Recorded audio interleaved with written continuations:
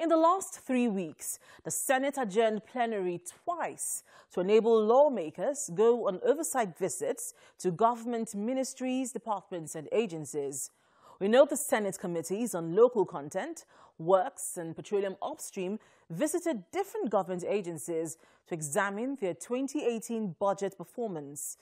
Now, some have wondered how efficient the legislature has been in oversighting government agencies, which is one of its cardinal responsibilities. Now, to discuss this issue, we had a chat with Executive Director, Policy and Legal Advocacy Center, PLAC, Mr. Clement Wankwo.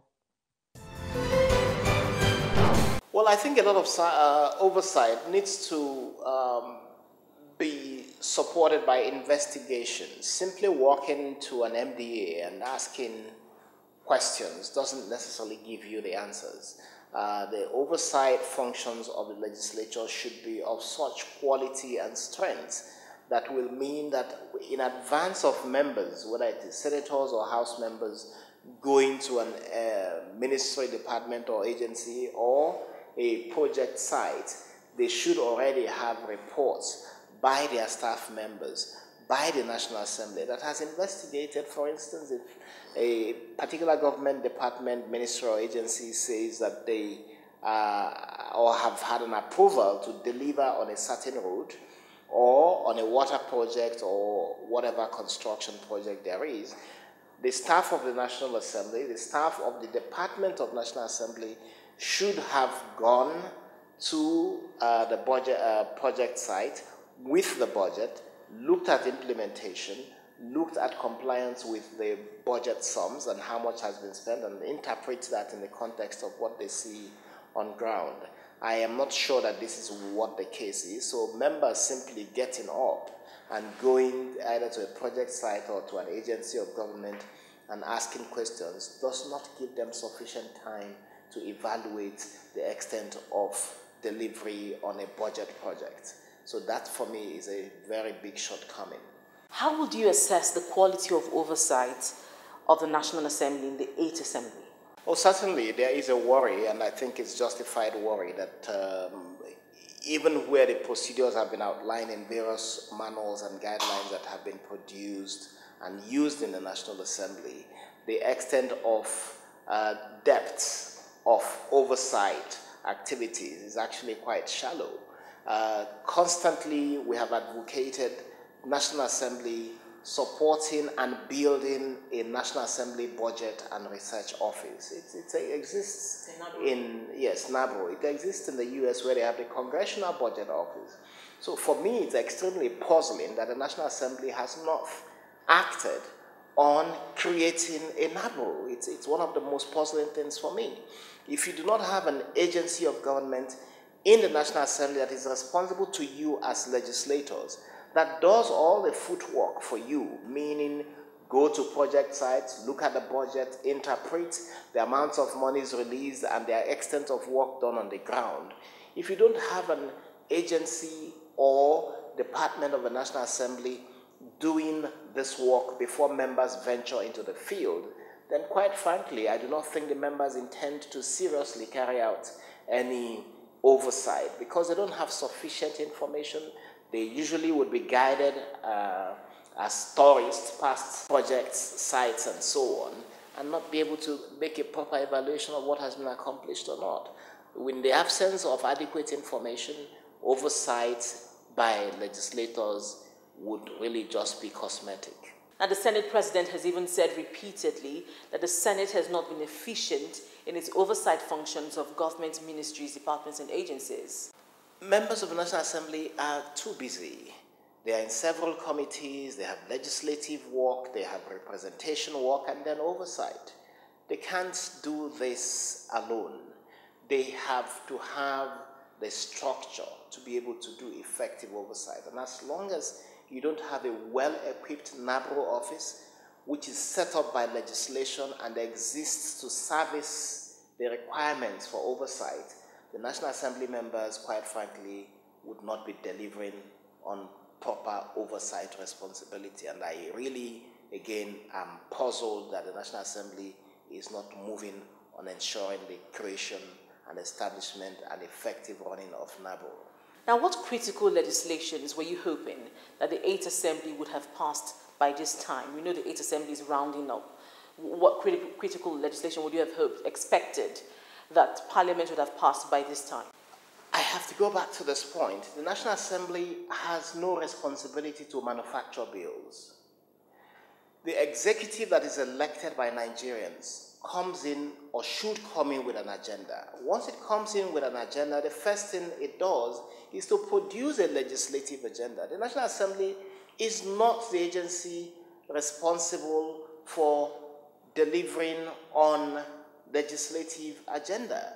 The executive should indicate a legislative direction for its implementation of executive responsibilities. What we have seen is an executive that has not developed a legislative agenda. So in terms of its policies, in terms of its actions, in terms of delivering on promises made to the electorate, the executive has not set a roadmap.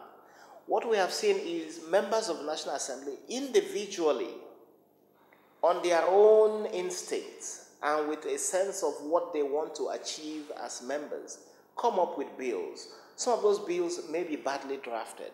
Some of those bills may, in fact, be unimplementable because they don't fit into both the legislative and executive direction. And that's why you have seen the president refuse to assent to several bills. A lot of the bills that the president has refused assent to have been member bills. Are you saying that the National Assembly and the executive are working at cross purposes? They are not working at any purpose. I have not seen the executive show that it even understands what a legislature means. The executive, even the responsibility of presenting a budget to the National Assembly, as we speak, this is the middle of November. The budget for 2019 is not in the National Assembly. So you're going to have a situation again going into the new year that a budget would not be in place right into the middle of the year. And then every year you go through the same cycle of laziness, of incompetence, and inability to deliver to citizens the expectations they have of government. Now, the 8th Assembly is winding down. We know that in a few months, February, the elections are around the corner. And we know what usually happens close to elections. You see lawmakers shift attention, shift their focus from legislative work to campaigning for re-election. What would happen to the 2019 budget? It has not. The president has not brought the budget to the National Assembly. This is November. So I don't know, it won't have enough time before the election for the National Assembly to work on the budget, to conclude work on the budget. So what do you think will happen to the 2019 budget? Well, again, it shows the lack of foresight. If you know you're going to have an election in 2019, you should have had a budget submitted in September. You should have pushed to pass it before the end of December, before the break. Now, middle of November, no budget submitted. There is no way the 2019 budget for Nigeria would be passed before the end of the first quarter of 2019. Absolutely impossible.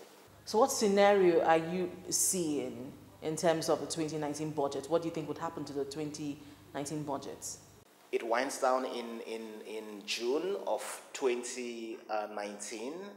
So hopefully by the time the elections are done in March, you can then begin a consideration of the budget, and then who knows how long it takes. The 2018 budget was beginning to be considered at the end of 2017. With respect to the 2019 budget, you are not going to see it begin to be considered even past the first quarter of 2019. So you will see again a slow drag on the economy in the election year. Is there any hope for the passage of the Petroleum Industry Bill in the 8th Assembly? I think it's again a question of the executive knowing that it has responsibility for running the country.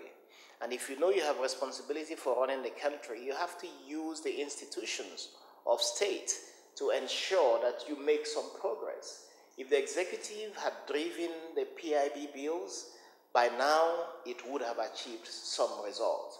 What we have seen is that you have PIB bills proposed by individual members of the National Assembly without the executive even taking any interest or pursuing it. And in that circumstance, for members of the legislature, it's a question of just groping in the dark sometimes. You need to have an executive that says, this is where we are headed.